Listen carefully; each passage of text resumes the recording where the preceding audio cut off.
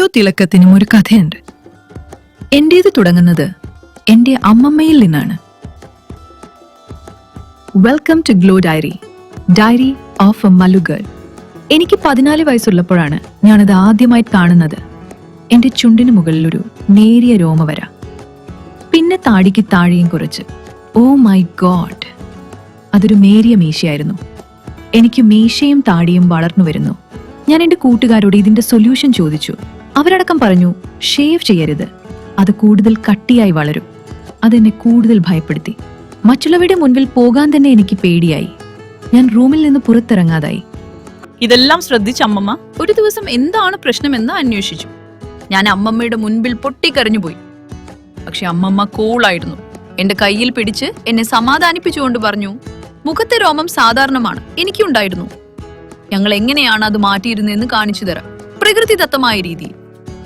അന്ന് വൈകുന്നേരം കടലമാവ്, മഞ്ഞൾ, പാൽ എന്നിവ ഉപയോഗിച്ച് അവർ വളരെ സോഫ്റ്റ് ആയ ഒരു പേസ്റ്റ് ഉണ്ടാക്കി. അവരത് എന്റെ മീശപ്പുറത്തും താടിയെല്ലിന്റെ ഭാഗത്തും തേച്ചു. എന്നിട്ട് അത് ഉണങ്ങിയതിനു ശേഷം രോമ വളർച്ചയ്ക്ക് എതിർ ദിശയിലേക്ക് പതിയെ ഉരച്ചു മാറ്റി. 1 മാസത്തേക്ക് ആഴ്ചയിൽ 2 തവണ ഇത് ചെയ്യണം. ഇതിന്റെ കൂടെ ഒരു ഭക്ഷണ രീതിയും പറഞ്ഞു തന്നു. കൂടുതൽ പച്ചക്കറിയും പഴങ്ങളും കഴിക്കണം. ചോറിന്റെ കൂടെ കടലയും മുതിരയും കൂടുതൽ കഴിക്കണം. ജീരകവെള്ളം ഇടയ്ക്കിടയ്ക്ക് കുടിക്കണം. പിന്നെ പഞ്ചസാര മാറ്റി ശർക്കര ഉപയോഗിക്കണം.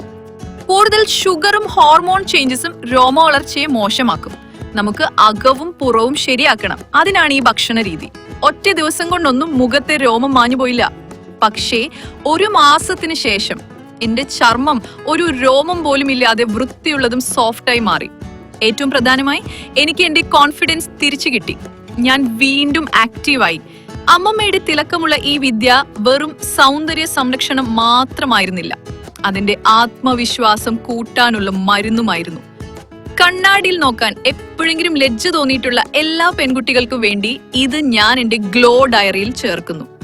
ഗ്ലോ ഡയറിയുടെ ഇന്നത്തെ പേജ് ഇവിടെ അവസാനിക്കുന്നു. പക്ഷേ അമ്മമ്മയുടെ സൗന്ദര്യ കൂട്ടുകൾക്ക് അവസാനമില്ല. ഡയറിയുടെ അടുത്ത പേജിനായി കാത്തിരിക്കുക. സ്നേഹത്തോടെ നിങ്ങളുടെ സ്വന്തം പൊന്നു.